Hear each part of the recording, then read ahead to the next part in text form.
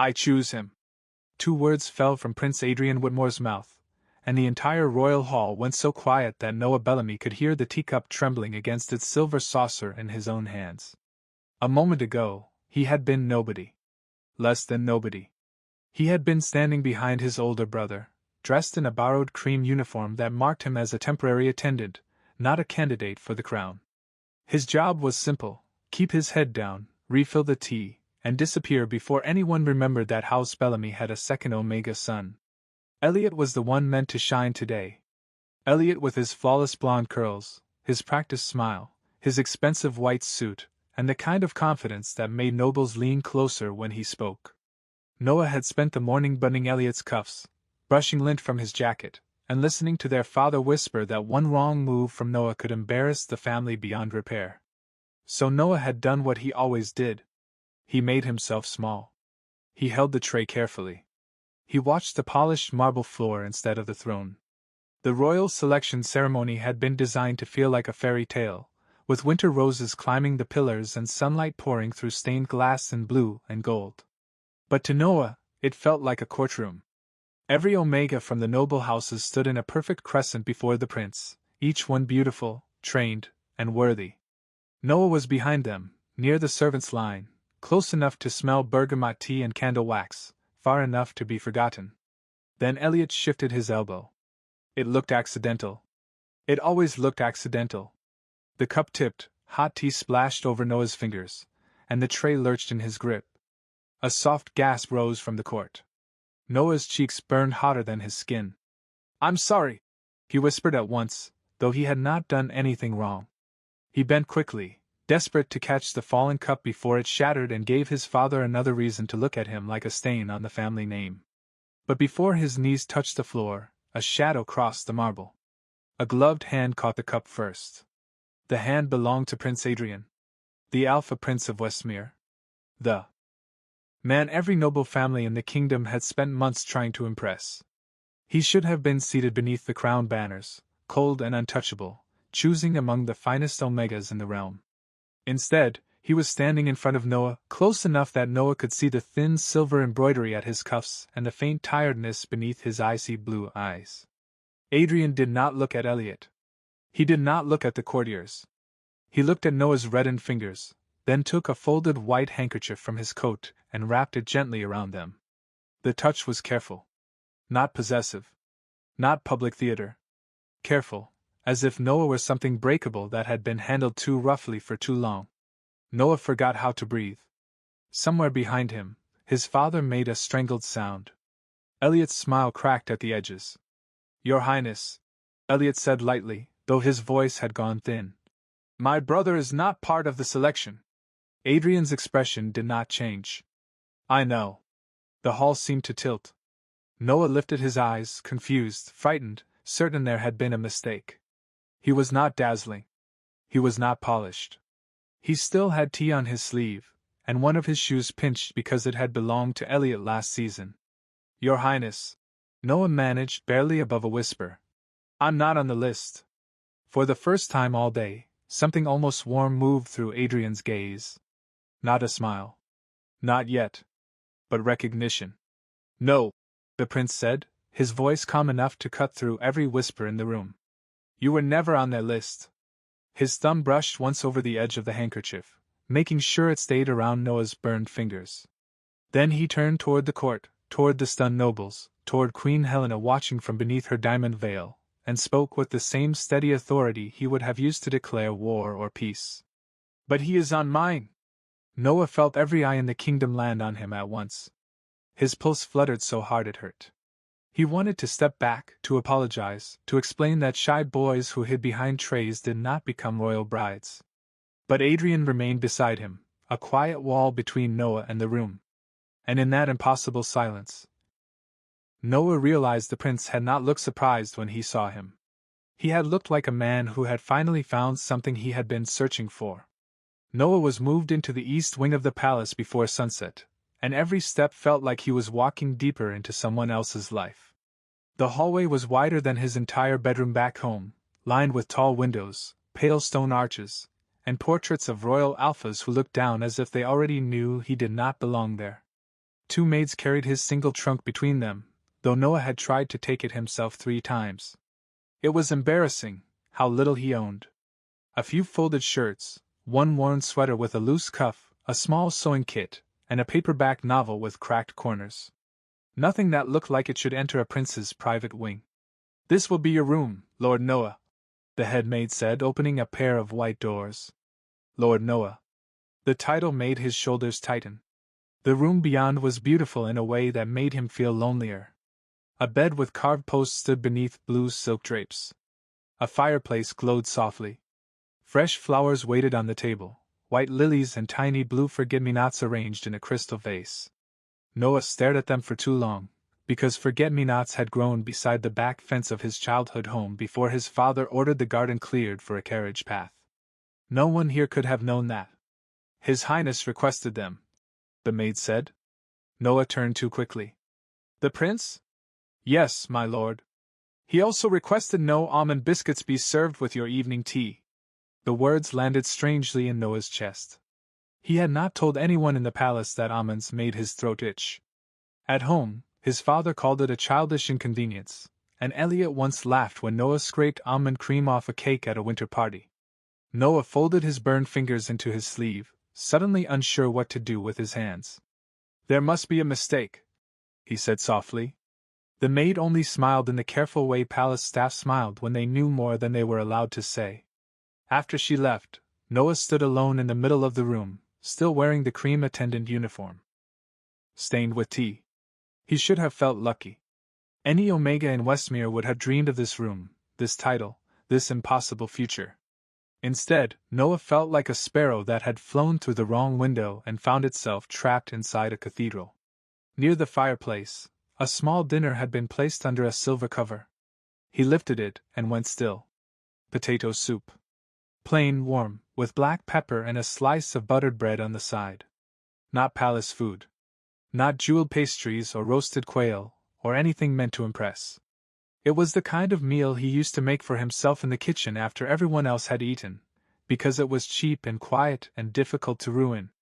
Noah sat slowly. He took 1 spoonful, then another, and the warmth of it nearly broke him. That was when the knock came. He stood so fast the spoon clattered against the bowl. Prince Adrian entered without ceremony, still in his formal black coat, though the crown pin had been removed from his collar. Without the court watching him, he looked younger. More tired.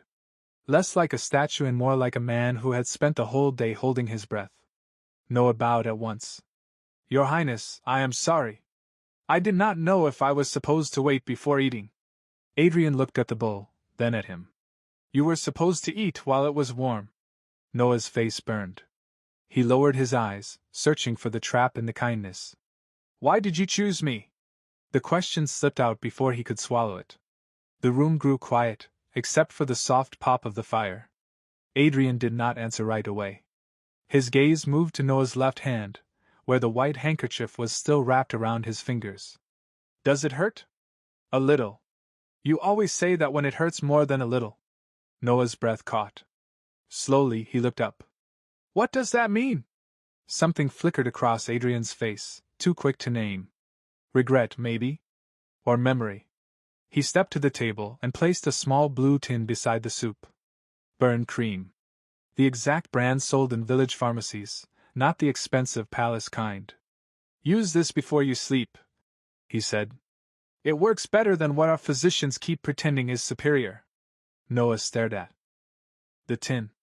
A strange chill moved through him, not fear exactly, but the unsettling feeling of standing near a locked door and hearing someone breathe on the other side. Adrian knew about the almonds. He knew about the flowers. He knew about the soup. And now this. "Your Highness," Noah whispered. "Have we met before?" Adrian's hand paused on the back of the chair. For one fragile second, Noah thought he would finally explain everything. Instead, the prince stepped away, his expression closing like a gate. "Rest tonight, Noah. Tomorrow will be difficult." He left before Noah could ask another question.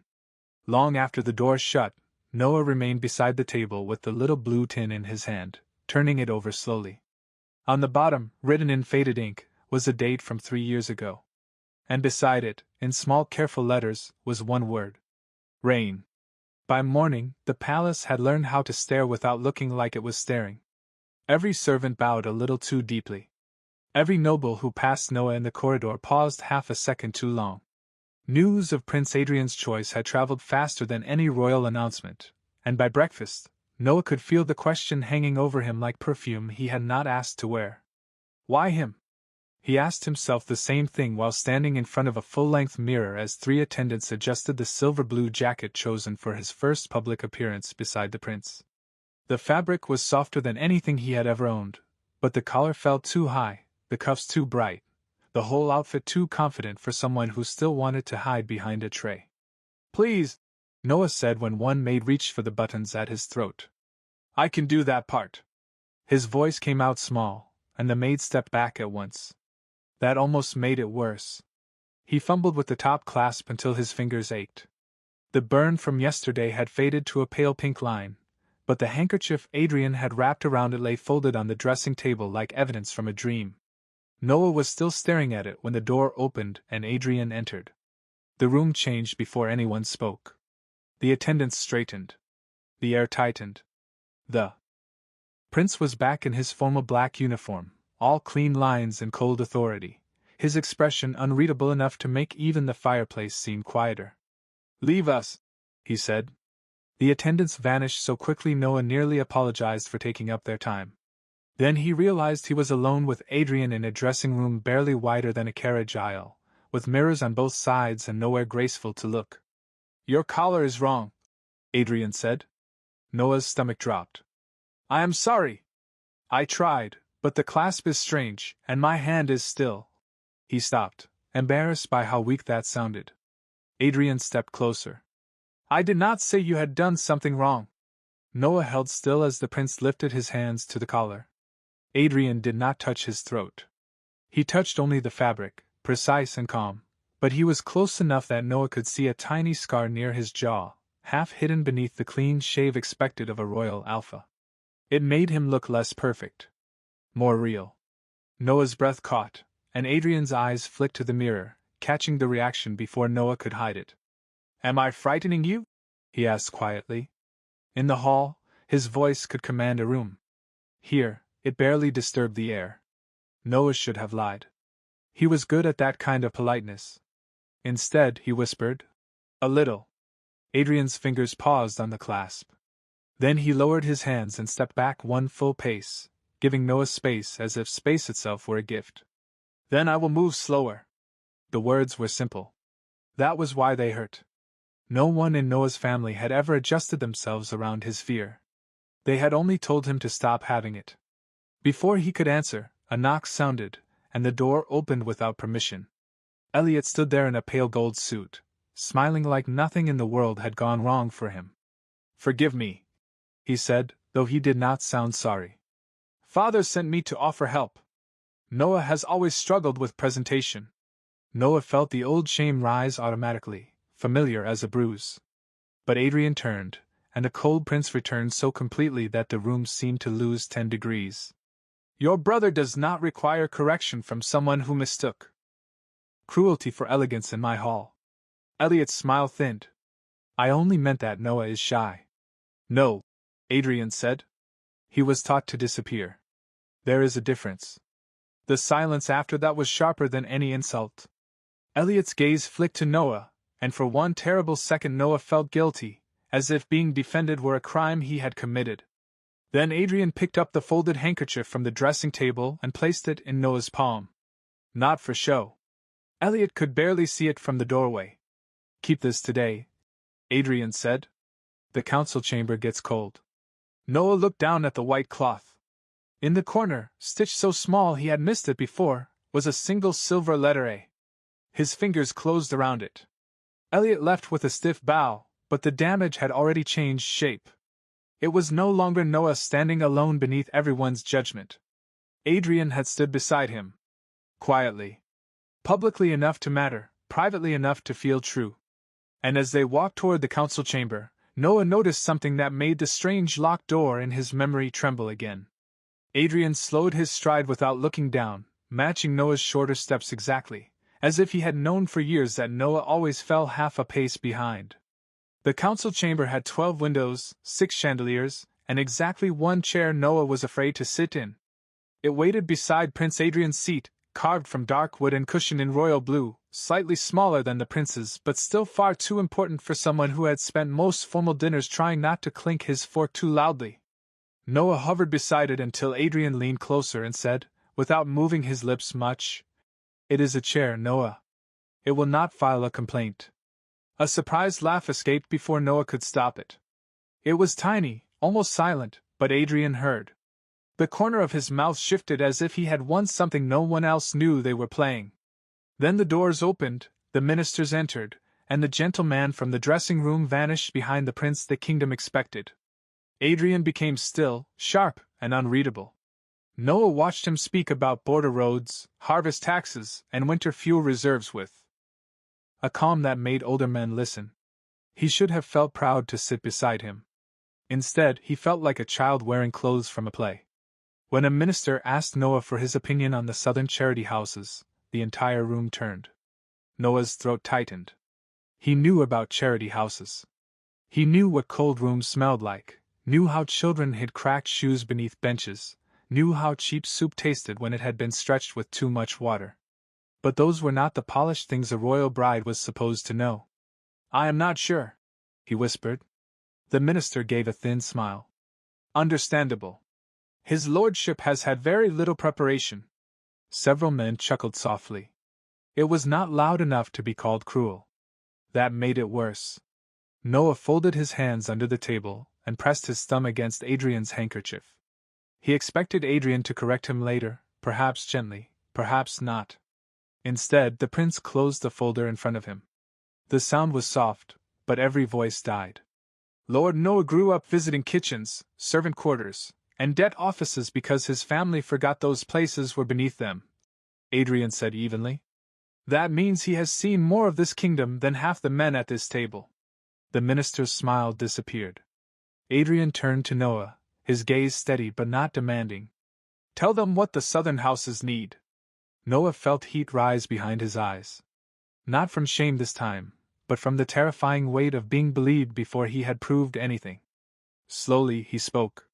At first, his voice shook. Then the words found their feet. He talked about blankets before marble repairs, about hot meals served after sunset for workers who could not come during the day, about setting aside a room where Omega children could sleep without being separated from younger siblings. He expected impatience. He found silence. Real silence. Listening silence. When the meeting ended, Noah was dizzy with relief. In the hall, he turned to Adrian. "You should not have said that about my family." Adrian glanced at him. "Was it untrue?" "No, but it was direct. I am told I have that flaw." Noah almost smiled again, but the feeling faded when he saw Queen Helena waiting near the marble stairs. She was beautiful in a distant way, silver hair pinned beneath a diamond comb, pale eyes cool enough to make apologies freeze before they reached the tongue.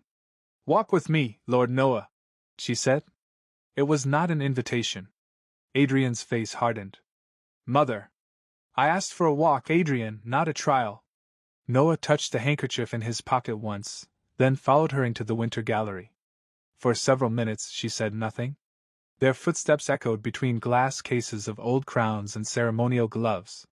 Finally, the queen stopped before a portrait of Adrian as a boy, unsmiling in a blue coat too stiff for his small shoulders. "My son has always collected wounded things," she said. Noah went very still. "Stray dogs. Broken-winged birds. People who look at him as if kindness from a prince is salvation." The words were not shouted. They were worse than that. They were clean, elegant, and perfectly aimed. "Your Majesty, I did not ask him to choose me." "No," she said. "But you may still ruin him by needing too much." Noah looked down. There it was. The fear he had been trying not to name. That Adrian's gentleness was not love, not trust, not memory, but pity. A prince protecting something small because he could not help himself. When Noah returned to the east wing, Adrian was waiting outside his door with a covered plate in one hand and a small white cat tucked awkwardly under his other arm. The cat looked furious. Adrian looked mildly betrayed. It followed you from the garden, he said. Then refused to follow anyone else. Despite everything, Noah stared. So you carried it? It made a compelling argument. The laugh that rose in Noah's chest broke before it became sound. His eyes filled instead. Adrian's expression changed at once. What did she say?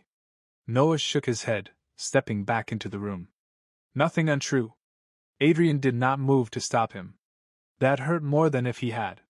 As the door closed between them, Noah leaned against the wood and looked at the little blue tin on his table, the one marked with a date and the word rain. For the first time, he wondered if the prince had chosen him because of a memory, or because Noah had always looked like something easy to save. Noah did not come out for dinner. The tray remained untouched on the small table by the fireplace, the soup cooling until a thin skin formed across the top, the bread going stiff at the edges. He knew it was wasteful. He knew some kitchen boy had carried it up 4 flights of back stairs, balancing palace silver while probably wondering why the prince's chosen bride could not even eat properly. That thought should have made him stand. Instead, Noah sat on the rug with the white cat curled beside his knee, sewing a loose button back onto his old brown sweater. The sweater did not belong in this room. It looked tired against all the silk and polished wood, but the cuff still held the faint smell of lavender soap from home, back when his mother was alive and the Bellamy house had not yet turned every soft thing into something useful. Noah pushed the needle through the fabric, then paused when his hand trembled. His mother used to say buttons were small promises, easy to lose if no one checked them. He wondered when his family had stopped checking him. A knock came at the door near 9. Not the crisp knock of a servant. 2 quiet taps, then patience. Noah knew who it was before Adrian spoke. May I come in? The question made Noah close his eyes. A prince asking permission at his own door. It would have been easier if Adrian were cruel. Cruelty had rules Noah understood. Kindness kept moving the floor beneath him. I am tired, Your Highness. A pause. Then I will not stay. Another pause, softer. But you should eat something. Noah looked at the cold tray. I am not hungry. That has not been true since breakfast. His voice was calm through the door, and that made Noah's chest ache with frustration. Please do not do that. Do what? No things. Silence settled between them. The cat lifted its head as if even it understood the room had shifted. Noah set the sweater down and stood, but he did not open the door. You know about the almonds. You know about the flowers. You know I walk half a step behind people. You knew what I would say in council before I said it. His voice thinned. And I do not know why. On the other side, Adrian exhaled. It was the first uncertain sound Noah had ever heard from him. 3 years ago, during the flood week, I was outside the capital in plain clothes. I got caught in the storm near Bellamy Land. Noah's fingers went cold around the doorknob. Rain. The word on the tin. The date. The memory he had folded away because it belonged to a version of himself no one had wanted. A young alpha soaked to the skin near the old greenhouse. Mud on his boots. A torn sleeve. A feverish stubbornness in his eyes. Noah had found him while carrying blankets to the tenant cottages. He had not known who he was. He only knew the stranger looked alone, and something in Noah could never leave lonely things where they fell. You were half conscious, Noah whispered. You kept trying to stand.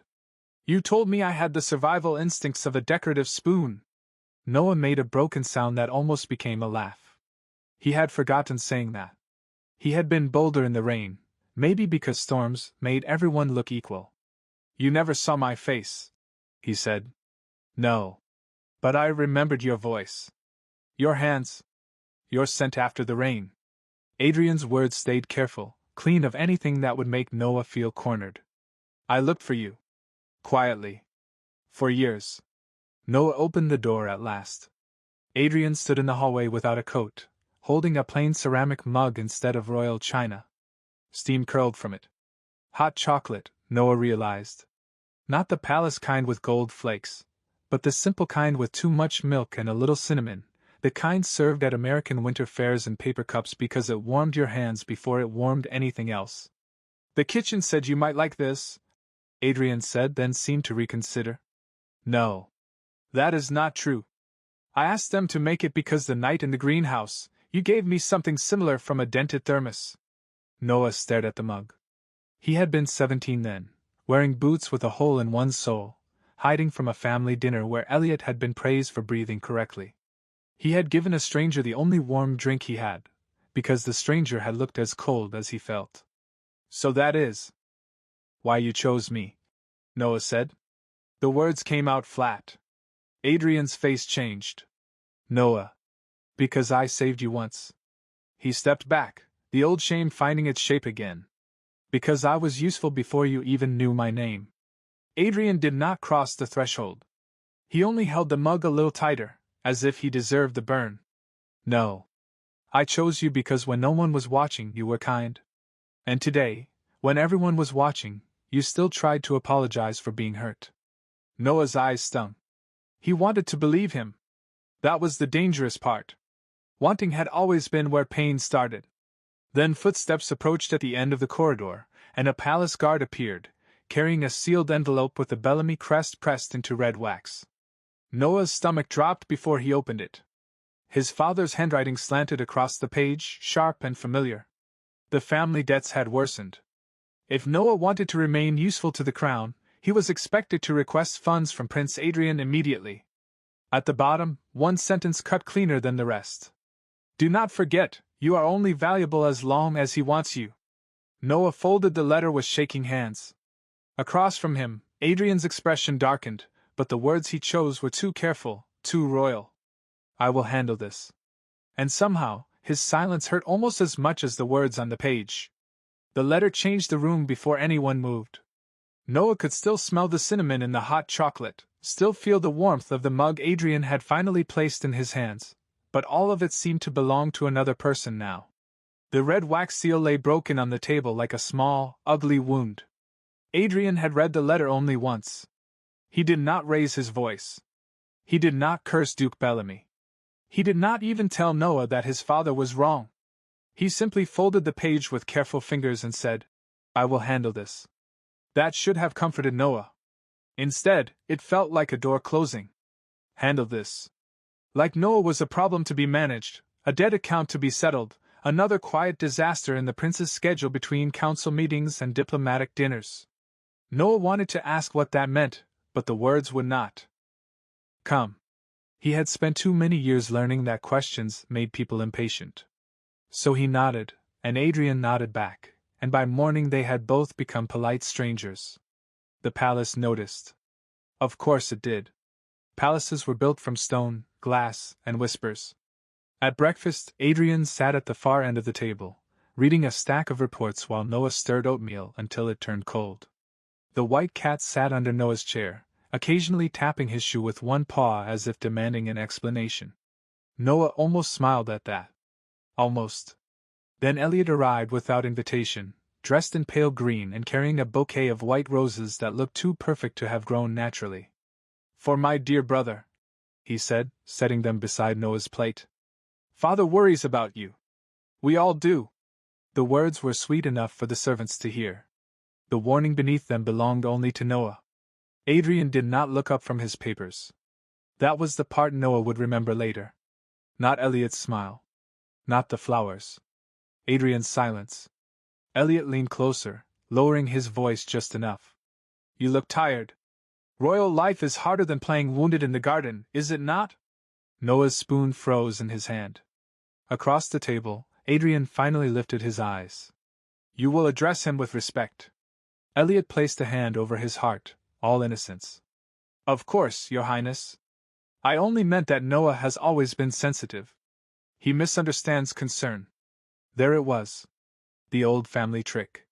Say the cruel thing softly, then call the bruise imagination. Noah stood too quickly, and the chair scraped against the floor. Excuse me, he whispered. He did not wait for permission.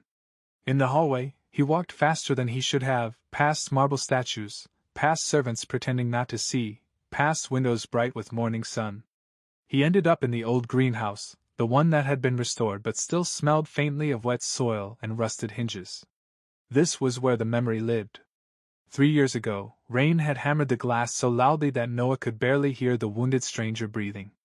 He had wrapped the stranger's hand, given him hot chocolate from a dented thermos, and told him not to die because it would be terribly inconvenient to explain to the gardeners. The memory should have been tender. Now it felt stolen. By noon, the rumor had spread. Noah Bellamy had trapped the prince with an old favor. Noah Bellamy had used a forgotten rescue to climb into the royal family. Noah Bellamy's father was already asking for money. In every version, Noah sounded smaller and greedier than he had ever been brave enough to become. At the afternoon reception, Queen Helena's friends watched him as if he were a stain slowly soaking into silk. Lord Cassion Vale arrived late, handsome, polished, and smiling with too much interest. He bowed over Noah's hand for 1 second longer than courtesy required. Noah tried to pull back. Cassion held lightly, not enough to hurt, just enough to make the room notice. "A shy little bride with a dramatic past," he murmured. "No wonder the prince is entertained." Before Noah could answer, Adrian appeared beside them. He did not touch Noah. He did not need to. Cassion released him at once.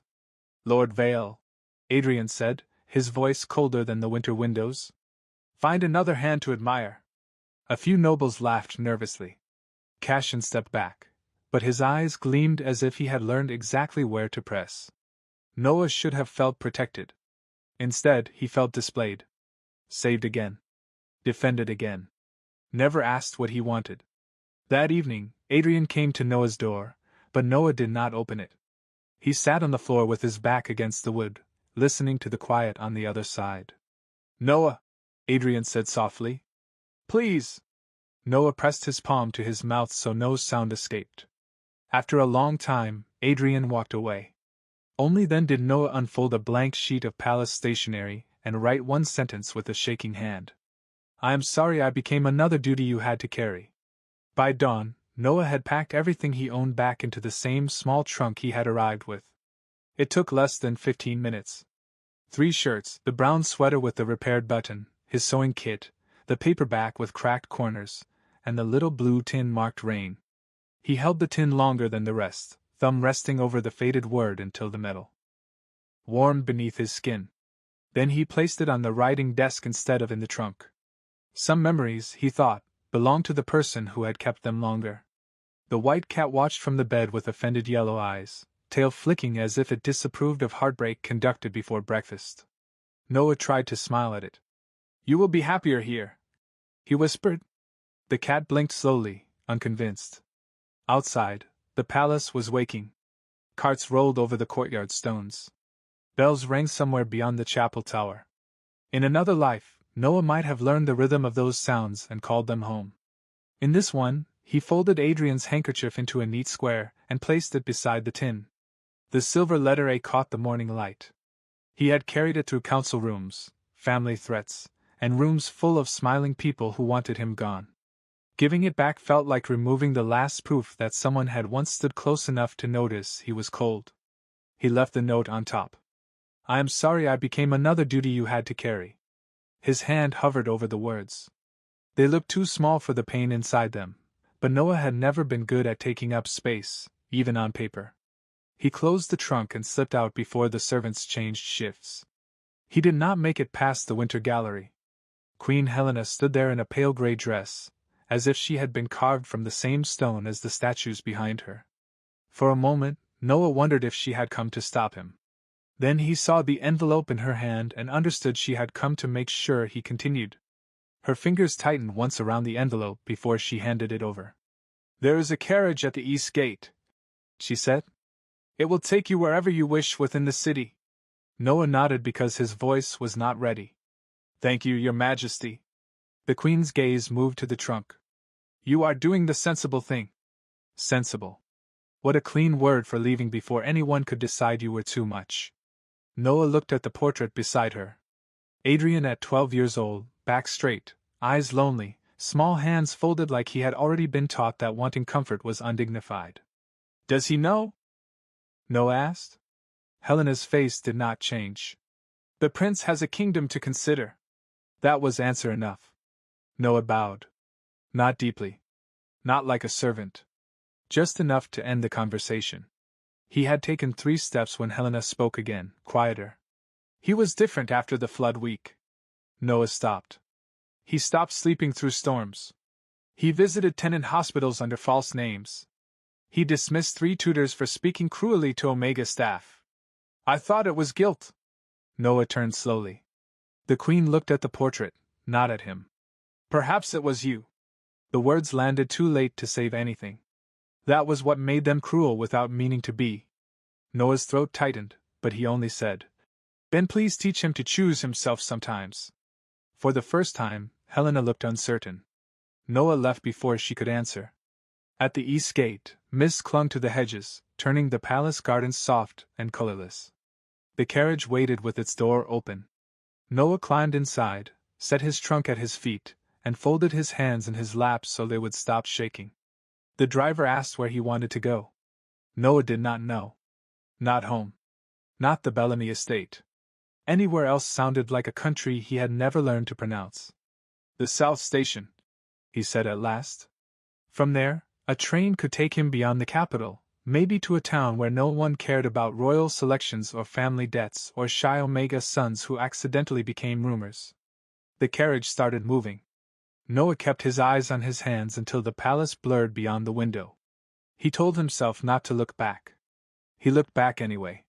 On the balcony above the east wing, a dark figure stood motionless in the morning fog. Too far to see clearly.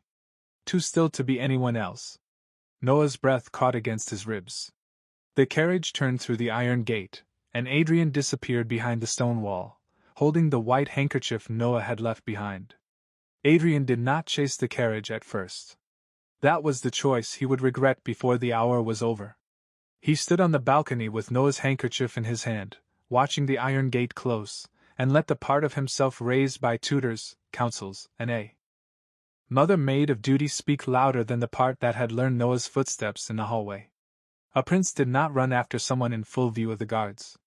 A prince did not abandon morning council because his chest felt suddenly hollow. A prince did not break because a quiet room had become too quiet. So Adrian turned away from the fog, walked back into the east wing, and found out that silence could have a shape. Noah's room looked untouched from a distance. The bed was made.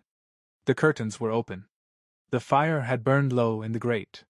But the little things were gone. The paperback novel was missing from the nightstand. The brown sweater no longer hung over the chair.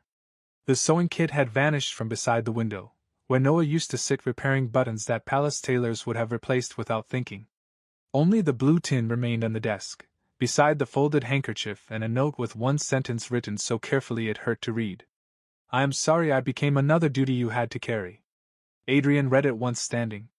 Then again with one hand braced on the desk. On the third time, the words changed inside him. Noah had not written, I am sorry for leaving. He had written, I am sorry for needing. Adrian closed his eyes. All this time, he had thought restraint was kindness. He had stood outside doors instead of opening them. He had defended Noah in public but left him alone with the fear afterward. He had answered cruelty with authority, when what Noah needed was certainty.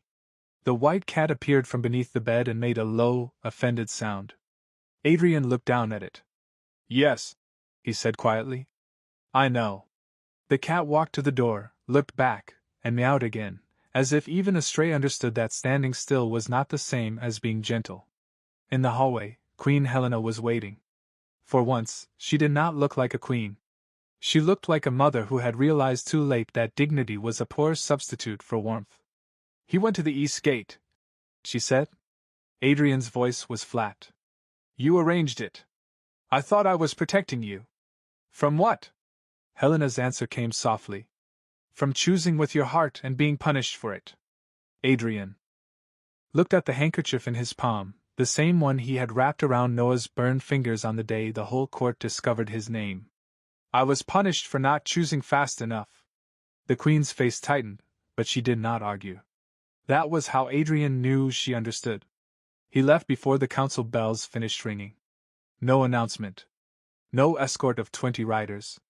Just one dark coat, one unmarked royal car from the north garage, and the white handkerchief tucked inside his glove.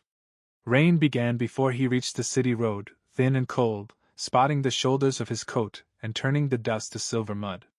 At the South Station, people were rushing beneath the awnings with luggage, coffee cups, and folded newspapers held over their heads. Adrian searched the crowd like a man reading a language he had almost lost. Then he saw him. Noah stood near platform 3 with his small trunk at his feet, looking up at the departure board as if every listed town were asking him to become someone braver than he felt. His hair was damp at the edges. One hand held his ticket. The other was tucked into his sleeve the way he always did when he was trying not to shake. Adrian stopped several feet away. Not too close. Not this time. Noah. Noah turned. For a second, the station noise seemed to fall behind the ring. He did not run to Adrian. He did not smile. He only looked tired in a way no sleep could fix. "Your Highness," he said. The title landed like a locked door. Adrian took the handkerchief from his glove and held it out between them. "You forgot this." Noah looked at it but did not take it. "No. I returned it." Adrian's fingers curled around the cloth. "Then I am asking you to take it back." Noah's eyes glistened, but his voice stayed small and steady. "So you can protect me again?" Adrian shook his head. "No." He stepped back half a pace, giving Noah more room, though every part of him wanted the opposite. "So I can remember that protecting your name means nothing if I leave your heart alone." Noah looked down, and the first tear slipped quietly onto his cheek. Adrian did not reach for it. He waited. That was the hardest thing he had ever done. Then the train whistle sounded behind them, and Noah's ticket trembled in his hand. The train whistle sounded a second time, longer now, rolling through the station like a question neither of them could escape. Noah looked at the open doors, at the people stepping aboard with paper bags, small suitcases, sleepy children, and places to go. For one painful moment, Adrian thought Noah would choose the train. And if he did, Adrian knew he would have to let him. Love that only knew how to hold on was just another cage with softer walls. Noah folded the ticket once, then twice, until it became a small white square in his palm. "I do not want to go back to being afraid in beautiful rooms," he said. His voice was quiet, but it did not break. Adrian nodded. "Then we change the rooms." Noah gave him a tired look, almost a smile and almost not. "You make that sound easy." "It will not be." Adrian's answer came without royal polish, and maybe that was why Noah finally listened. "My mother will object. The council will talk. Your father will ask for money again, and I will refuse him in writing, publicly if needed. People will say I was reckless." He looked at the ticket in Noah's hand.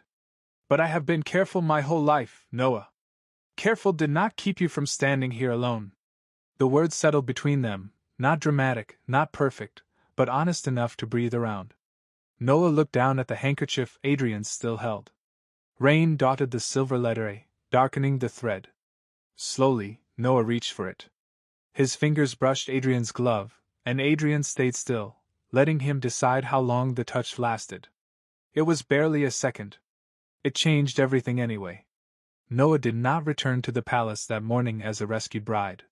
He returned in a carriage beside Adrian, with his trunk between them and the white cat curled stubbornly in the corner after somehow following them from platform 3.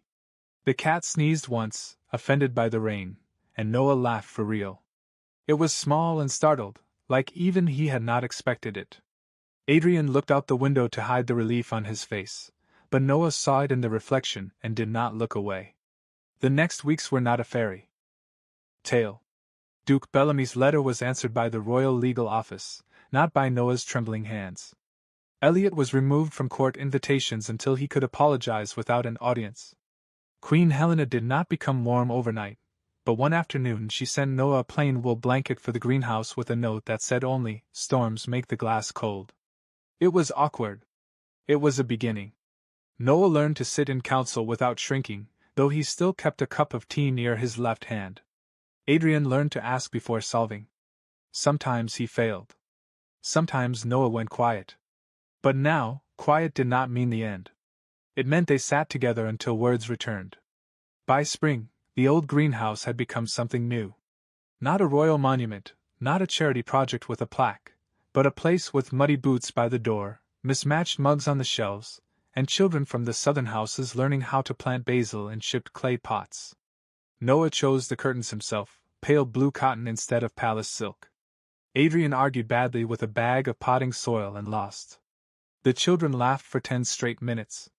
Noah laughed with them, and Adrian decided he would gladly be defeated by soil again if it made that sound fill the room. On the day of the spring address, the court expected a grand explanation. Adrian gave them something simpler. He stood beside Noah on the palace balcony, not in front of him, not shielding him from view, but beside him. "The person at my side once saved me when he had nothing to gain," Adrian told the crowd. "Then he taught me that kindness is not weakness, and protection without listening is only pride wearing a better coat." Noah's eyes turned bright, but he did not look down. When Adrian offered his hand, Noah took it because he wanted to, not because the kingdom was watching. That evening, after the speeches and bells and endless congratulations, they returned to the greenhouse alone. The sky outside had softened into pink and gold. Noah fell asleep in a chair by the window, one hand resting near a half-finished cup of hot chocolate, the white cat curled like a snowball in his lap. Adrian set his crown on the worktable among seed packets and garden twine. Then he draped the wool blanket over Noah's shoulders, careful not to wake him. Noah stirred anyway, fingers catching lightly on Adrian's sleeve, the same way they had in the beginning. This time, he did not apologize for holding on. And Adrian, no longer afraid to be chosen back, stayed until the stars came out above the glass.